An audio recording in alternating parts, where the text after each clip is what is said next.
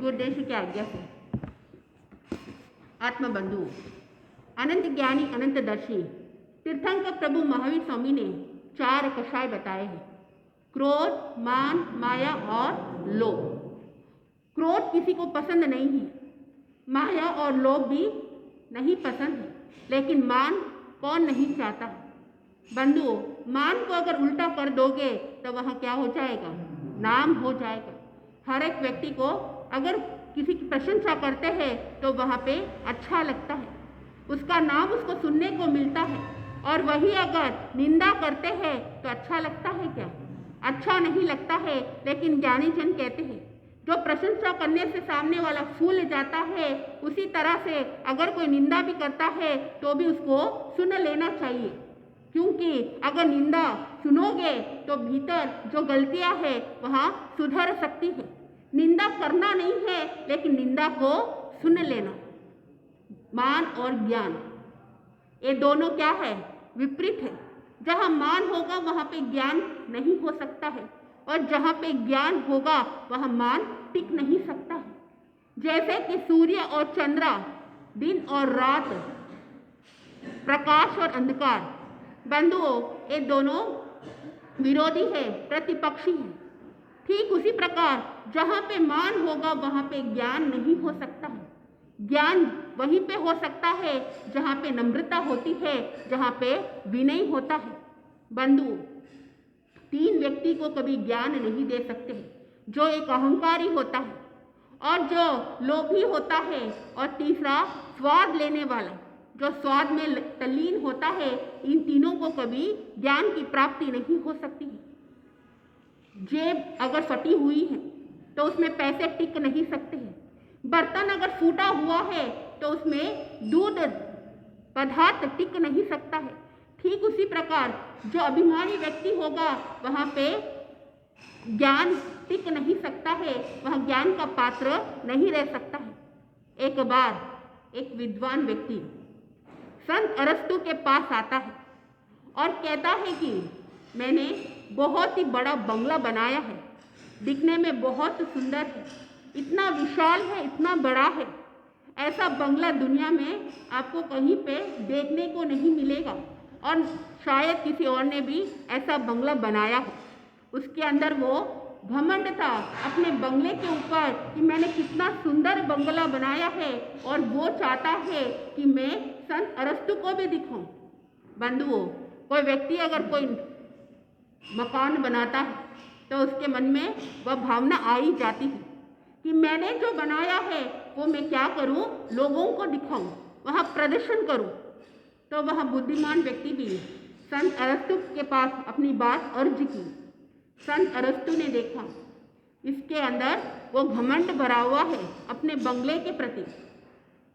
बंगला बनाना बुरी बात नहीं है, लेकिन उस बंगले के ऊपर मैं का भावना आना वहाँ बुरी बात है। बंधु, संत अरस्तु ने उस बुद्धिमान व्यक्ति को कहा, तुम संसार का नक्शा लेके आओ। वह संसार का नक्शा मंगाता है। संत अरस्तु ने पूछा कि इस संसार के नक्शे के अंदर तुम्हारा देश कहाँ पर है, वो दिखा दो। तब वह बुद्धिमान व्यक्ति खोजता है। खोजने के बाद उसको वहाँ पे देश दिखाई दिया, और वहाँ पे उसने मार्क कर दिया कि ये मेरा देश है। तब वह संत ने कहा कि इस देश के अंदर तुम्हारा शहर कहाँ है, वो दिखाओ। तब वह ढूंढता है, खोज करता है, लेकिन उसको शहर नहीं मिलता है। तब वहाँ कहता है कि इतने बड़े संसार के अंदर ये शहर तो एक बूंद के समान है, वह कहाँ दिखाई देगा। तब वह संत ने कहा, शहर का नक्शा लेके आओ। जब वो शहर का नक्शा लेके आता है, संत ने उसको पूछा कि इस शहर के अंदर तुम्हारा जो बंगला है, उस बंगले के पास जो रोड है वो रोड दिखा दो। तब वहाँ पे एक पतली सी गली दिख रही थी। उसने अंगुली से अपना वह रोड दिखाया। संत ने कहा, इस रोड के बाजू में तुम्हारा बंगला कहाँ है, वो दिखा दो। तब वह कहता है कि वहाँ कैसे दिख सकता है, रोड तो दिखा सकता हूँ, लेकिन बंगला कहाँ से दिखेगा। तब संत ने कहा, तुम जिस अपने बंगले के ऊपर इतना घमंड कर रहे हो, इस संसार के अंदर तुम्हें वह शहर नहीं दिखाई दे रहा है और इस शहर के अंदर तुम्हारा बंगला दिखाई नहीं दे रहा है, तो तुम किस बात का घमंड कर रहे हो? बंधुओं, आज के लोग कह देंगे कि गूगल मैप के द्वारा बंगला भी देख सकते हैं, लेकिन बंधुओं, बंगला बनाना बड़ी बात नहीं है। बंगला तो बनाना भी चाहिए, रहने के लिए छत चाहिए, लेकिन वहाँ पे अहंकार की भावना नहीं आनी, वहाँ पे मैंपन का भावना नहीं आनी थी। इसलिए जो वह मैंपन है वह क्या है? अहंकार है। और अहंकार को ज्ञानीजन ने क्या बताया है? जो आत्मा को पतन की ओर ले जाती है। बंधुओं, जो चीज ऊपर उड़ती है वह कभी न कभी नीचे गिर सकती है। हवाई जहाज, फ्लाइट हो, वह ऊपर जाती है लेकिन वापस उसको नीचे आना पड़ता है। बंधुओं, जो पतंग है वह पतंग हवा से ऊपर उड़ती है, लेकिन अगर उसकी डोर कट जाती है तो वह भी नीचे गिरना पड़ता है। तो जो अभिमान व्यक्ति होगा, जो अहंकारी होगा, वह स्वयं को ही श्रेष्ठ अगर मानेगा और दूसरों को अगर तुच्छ मानता है तो उसको कभी ना कभी नीचे गिरना पड़ता है। बंधुओं, पर्वत के शिखर पर व्यक्ति खड़ा है और वो नीचे देख रहा है, उसको एक हाथी भी अगर चींटी के समान दिखाई देगा। ठीक उसी प्रकार जो व्यक्ति अभिमान के पर्वत पर खड़ा होता है, उसको बड़े बड़े हस्ती भी उसको तुच्छ दिखाई देगा, क्योंकि जो अभिमान व्यक्ति होगा वो दो चीज को ध्यान में रखता है कि स्वयं को ही श्रेष्ठ मानता है और दूसरों को तुच्छ मानता है। 4 प्रकार के अहंकार बताए गए हैं। एक वह पत्थर के समान, पत्थर कितना कठोर होता है।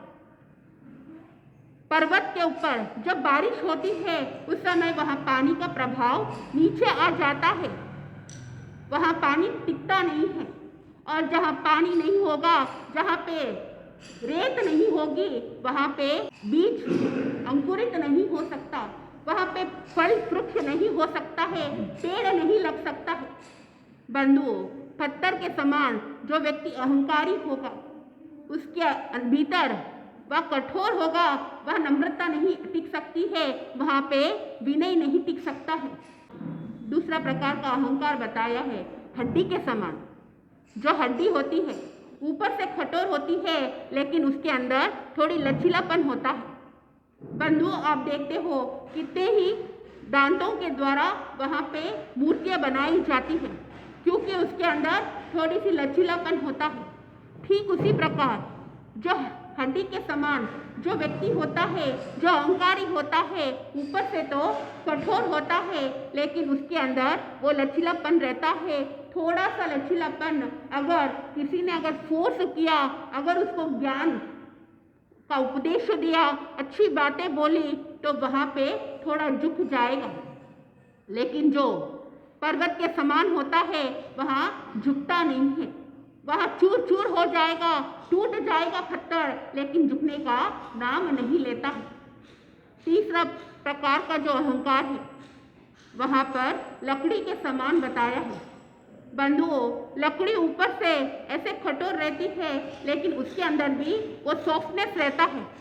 इसलिए आप देखते हो कितने सारे जो कारीगर होते हैं वो लकड़ी का क्या बनाते हैं, अलग अलग आकार बनाते हैं, बादाम का, काजू का, और उसके अंदर भगवान की मूर्ति बनाई जाती है उस लचीलेपन के कारण से।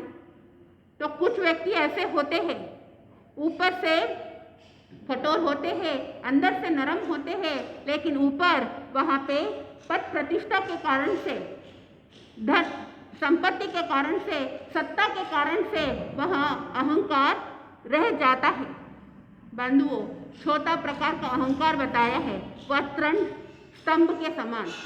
जो तृण होता है, जो घास होता है, वो इतना सॉफ्ट होता है, वहाँ जैसे चाहो उसको मोड़ सकते हो, उसको जब चाहो जैसे भी उसका आकार दे सकते हो। ठीक उसी प्रकार वह छोटा प्रकार वाला जो अहंकारी व्यक्ति होता है, उसके अंदर थोड़ा सा ही अहंकार रहता है, ज़्यादा नहीं रहता है। और उसको अगर थोड़ा सा उपदेश भी दे दोगे तो उसके जीवन के अंदर परिवर्तन आ जाता है, वह लंबे समय के लिए टिकता नहीं है। बंधुओं, जो साधक मान को क्षय कर लेता है उसके भीतर विनम्रता आ जाती है। एक बार एक राजा अपने शयन कक्ष के अंदर वहाँ एक ग्रंथ पढ़ रहा था। रानी विक्टोरिया अपने राजनीतिक कार्य को कंप्लीट कर वो जब शय्या कक्ष पर आती है, दरवाज़ा बंद था और वहाँ दरवाज़ा खटखटाती है। उस समय राजा ने पूछा कि कौन है, तब वह कहती है कि मैं महारानी विक्टोरिया हूँ। तब वह राजा दरवाज़ा नहीं खोलता है। दूसरी बार वापस जब उसने दरवाज़ा खटखटाई तो वापस वही कहती है कि मैं महारानी विक्टोरिया हूँ। वह राजा दरवाज़ा नहीं खोलता है। तीसरी बार पूछा कि कौन है, तब वह कहती है कि मैं विक्टोरिया हूँ। बंधुओं, उस समय वो राजा उस दरवाजे को खोल देता है। कहने का तात्पर्य है जहाँ पे मैं की भावना आती है, बंधुओं, मैं हर जगह नहीं चलती है और जहाँ मैं होगा वहाँ पे गिरेगा जरूर। छिपकली जो दीवार के सहारे रहती है, लेकिन उसके अंदर अगर मैं की भावना रहेगी, वो सोचेगी कि ये ऊपर की दीवार मेरे सहारे से चलती है। बंधुओं, इस संसार के अंदर कोई किसी के सहारे से नहीं चलता है। वह अगर वो सोचे मैं रहूँगा तो ये संसार चलेगा, मैं रहूँगा तो ये घर चलेगा, मैं रहूँगा तो ये परिवार का परिपोषण हो सकता है। लेकिन बंधुओं, आप देखते हो दुनिया के अंदर कितने लोग आते हैं और कितने लोग चले जाते हैं, लेकिन उस व्यक्ति के पीछे संसार रुकता है या नहीं रुकता? नहीं रुकता है। संसार तो वैसे के वैसे चलता है, लेकिन वहाँ पर अहंकार के कारण से स्वयं को ऐसा लगता है कि मैं ही सब कुछ हूँ। जो साधक अहंकार करता है रूप का, तो वहाँ पे आगे जाकर कुरूप बन सकता है। जो धन का अहंकार करता है वह निर्धन बन सकता है। जो अपना गुण का अहंकार करता है वह निर्गुण बन सकता है। बंधुओं, इसलिए ज्ञानीजन ने कहा कि जीवन के अंदर कभी किसी प्रकार का अहंकार नहीं करना चाहिए। रावण ने भी अहंकार किया था, आखिर में क्या हुआ? धन संपत्ति सब चली गई उस अहंकार के कारण से।